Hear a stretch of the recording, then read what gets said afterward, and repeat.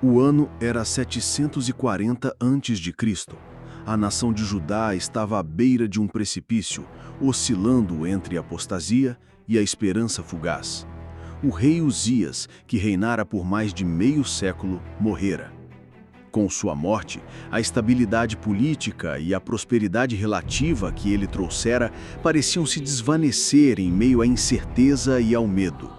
Jerusalém, a cidade santa, chorava não apenas a perda de seu monarca, mas também o futuro sombrio que se avizinhava. Era nesse cenário de luto e desespero que um jovem profeta, Isaías, filho de Amós, sentiu o peso do vazio espiritual que pairava sobre seu povo. Ele buscava consolo, clareza e, acima de tudo, a presença de Deus em um tempo de profunda escuridão. O que ele veria e vivenciaria naquele dia, no lugar mais sagrado da terra, não seria apenas uma visão, mas um encontro que transformaria sua vida para sempre, marcando o início de um ministério profético que ecoaria através dos séculos. Prepare-se para testemunhar a revelação de um Deus majestoso, santo e soberano, cuja glória transcende a compreensão humana e cuja voz ainda ecoa nos corações que o buscam. Mas antes de começar o vídeo de hoje, já deixe o seu like aqui embaixo para ajudar o canal a crescer. E se você ainda não é inscrito, clique no botão de inscrever-se e ative o sininho para não perder nenhum dos nossos próximos vídeos. Combinado? Então vamos lá. A dor da perda de um líder era palpável em cada rua de Jerusalém. Mas para Isaías, o luto era mais do que a morte de um rei. Era o prenúncio de uma calamidade. Ele sabia que a segurança de Judá não estava na sabedoria de seus reis, mas na fidelidade ao Senhor, e essa fidelidade estava em ruínas. A corrupção dos líderes, a injustiça contra os pobres, a adoração a ídolos estrangeiros, tudo isso era um grito silencioso que clamava por julgamento. E no ano da morte do rei Uzias, Isaías sentiu-se compelido a ir ao templo. O Templo de Jerusalém não era apenas uma construção de pedra e madeira, era o centro da vida espiritual de Israel, o lugar onde a glória de Deus, o Shekinah, havia residido.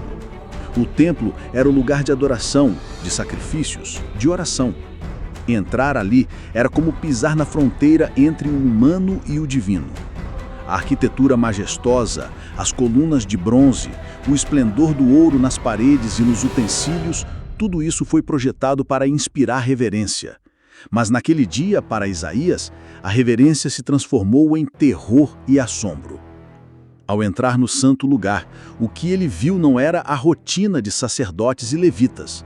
A visão de Isaías transcendeu a realidade material. Ele viu o Senhor assentado sobre um alto e sublime trono. As Escrituras o descrevem com um detalhe que choca e maravilha. O templo estava preenchido pela orla de suas vestes.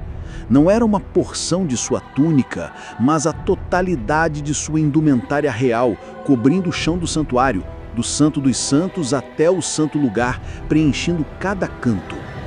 Isso nos dá a dimensão e da vastidão da grandiosidade daquele que estava ali. A descrição do trono não é a de uma cadeira real, mas de um assento elevado, que simboliza a autoridade e a majestade suprema. Este é o trono do Rei do Universo. A visão de Isaías ecoa a visão de outros profetas, como Ezequiel, que viu o trono de Deus sustentado por querubins, e Daniel, que viu o ancião de dias em seu trono. Mas a visão de Isaías era única, pois ele não viu o trono no céu, mas o Senhor sobre o trono no templo. O lugar onde a presença de Deus era esperada era, de fato, o lugar de sua revelação gloriosa. E quem estava ao redor do trono? Serafins. A palavra hebraica para serafins significa seres ardentes ou queimadores.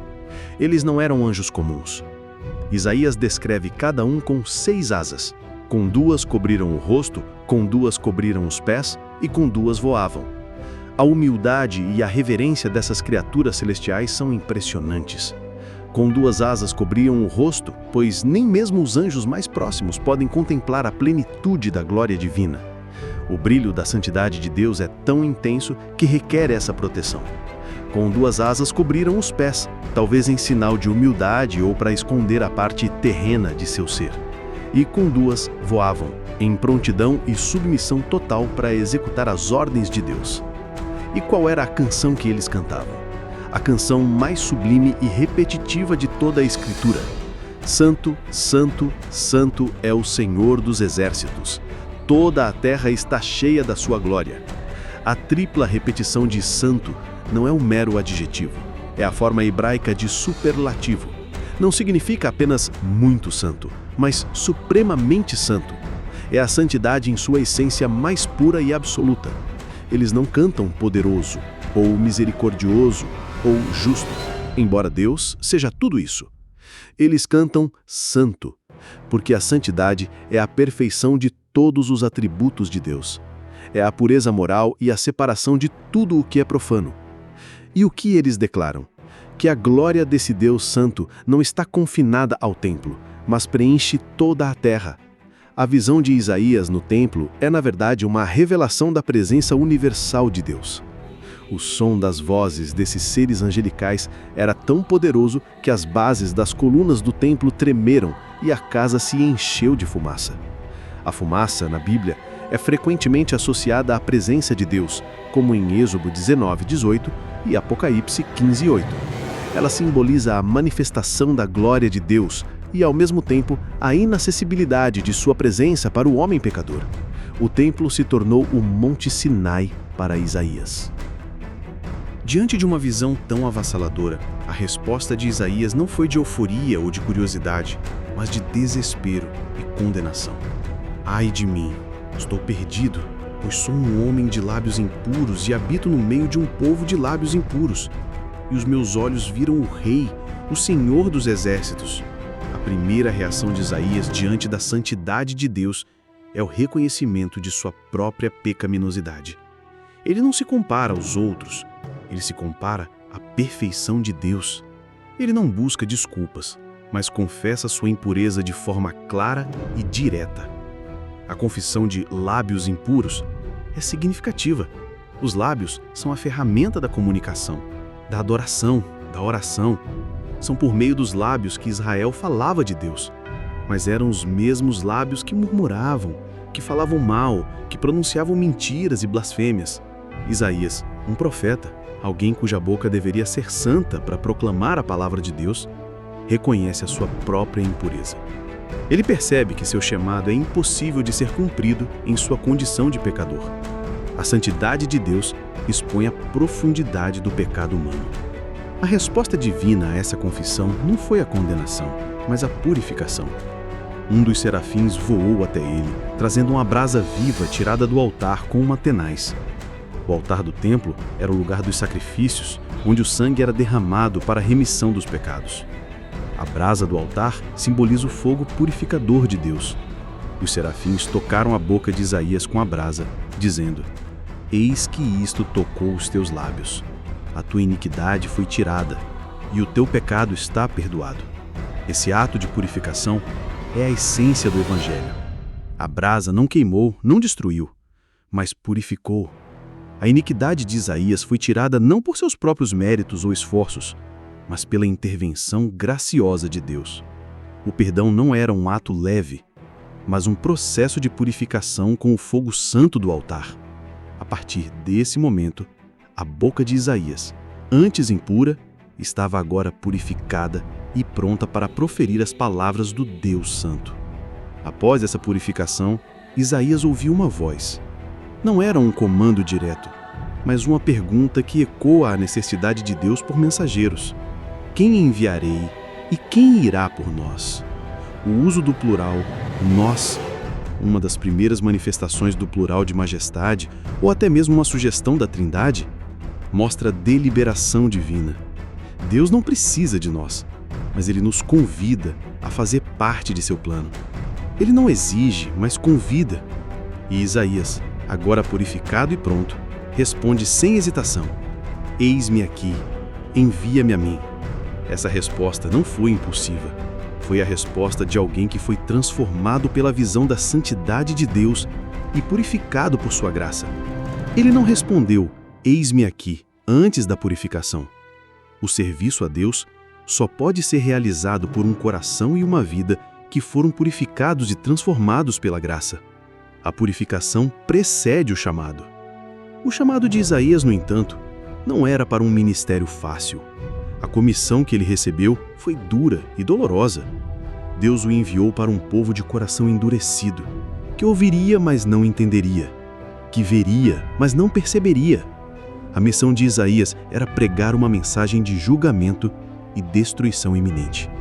Ele deveria endurecer o coração do povo, para que eles recebessem o castigo que sua apostasia merecia.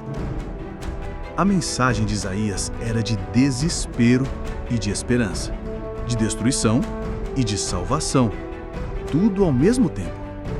Ele foi chamado para ser o arauto de um juízo que resultaria na destruição de Jerusalém e no exílio da nação. Mas no meio de tanta desgraça, a visão termina com uma nota de esperança. Isaías pergunta: "Até quando, Senhor?" E a resposta de Deus é: "Até que as cidades estejam desertas e sem habitantes, e as casas sem moradores, e a terra se torne em total desolação." O juízo seria completo, mas a esperança vem na última frase. Porém, ainda que fique a 10ª parte dela, tornará a ser destruída. Como o carvalho e como o terebinto, que, depois de cortados, ainda têm o seu cepo, assim a santa semente será o cepo de Israel. Essa é a grande promessa. A nação de Israel seria derrubada como uma árvore, mas um pequeno cepo, um remanescente, uma santa semente, permaneceria. E a partir desse remanescente, a nação seria renovada. Essa promessa aponta para o futuro Messias, o renovo do cepo de Jessé, que traria salvação e restauração para o povo. A visão de Isaías não é apenas sobre o julgamento, mas sobre a promessa de redenção. Lições e aplicação em nossos dias. A visão de Isaías no templo nos ensina uma série de lições profundas e atemporais que podem ser aplicadas diretamente em nosso dia a dia. 1. A visão da santidade de Deus. A lição mais fundamental é a da majestade e santidade de Deus. Em um mundo que trivializa o sagrado e tenta moldar Deus à nossa própria imagem, a visão de Isaías nos choca com a realidade de um Deus que é totalmente outro. A santidade de Deus não é um atributo secundário, é a essência de quem Ele é. Ao contemplar a sua santidade, somos levados a um profundo senso de reverência e temor. A aplicação disso é que precisamos buscar conhecer a Deus como Ele realmente é, não como gostaríamos que Ele fosse. Isso transforma nossa adoração, nossas orações e nosso comportamento. 2. O reconhecimento da nossa pecaminosidade. A visão da santidade de Deus levou Isaías a um profundo reconhecimento de seu próprio pecado. Ele não se escondeu nem tentou justificar suas falhas. Ele confessou sua impureza. Da mesma forma, em nossas vidas, a verdadeira transformação só começa quando somos honestos conosco mesmos e com Deus sobre a nossa condição de pecadores. A humildade de Isaías nos desafia a abandonar a arrogância e a autossuficiência e confessar nossas fraquezas, sabendo que a confissão é o primeiro passo para o perdão. 3. O perdão e a purificação de Deus. A brasa viva do altar que purificou os lábios de Isaías é um poderoso símbolo do perdão que Deus oferece. A nossa salvação não é conquistada por mérito, mas é um dom gracioso de Deus. Ele nos purifica pelo fogo da sua presença, representado hoje pela obra redentora de Jesus na cruz. Não importa quão impuros sejam nossos lábios ou nossas ações, o fogo da graça de Cristo é suficiente para nos purificar completamente. A lição é que a purificação de Deus nos capacita a servi-lo. 4. O chamado para o serviço. Após ser purificado, Isaías ouve a pergunta de Deus e responde com prontidão. A purificação precede o chamado. Nós também somos chamados para servir a Deus com nossas vidas, nossos talentos e nossos recursos. O eis-me aqui, envia-me a mim, de Isaías, deve ser a nossa resposta não a um chamado para um ministério extraordinário, mas para a nossa vida diária. Somos chamados a ser sal da terra e luz do mundo, a testemunhar de Cristo em nossas famílias, trabalhos e comunidades.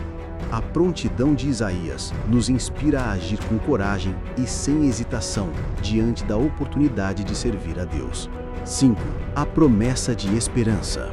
Mesmo em um cenário de juízo iminente, a visão de Isaías termina com a promessa de um remanescente. A história bíblica é a história de um Deus que nunca desiste do seu povo.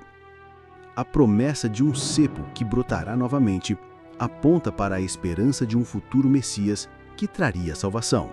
Para nós, essa lição significa que mesmo nas circunstâncias mais difíceis, mesmo quando tudo parece estar desmoronando, a esperança de Deus permanece. Ele é fiel para cumprir suas promessas e para nos restaurar, mesmo depois da mais dura prova. Que a visão de Isaías nos inspire a buscar uma intimidade mais profunda com o nosso Deus, a reconhecer sua majestade, a nos humilharmos diante de sua santidade e a nos purificarmos pela sua graça. Que possamos responder ao seu chamado com corações prontos e dispostos a servi-lo em todas as áreas de nossas vidas. A jornada de fé é um caminho de constante aprendizado e crescimento, onde cada passo é guiado pela mão amorosa do nosso Pai. Que o Senhor te abençoe e te guarde. Que o Senhor faça resplandecer o seu rosto sobre ti e tenha misericórdia de ti. Que o Senhor sobre ti levante o seu rosto e te dê a paz. Números 6, 24 a 26.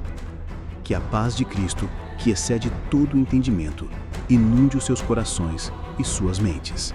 Amém.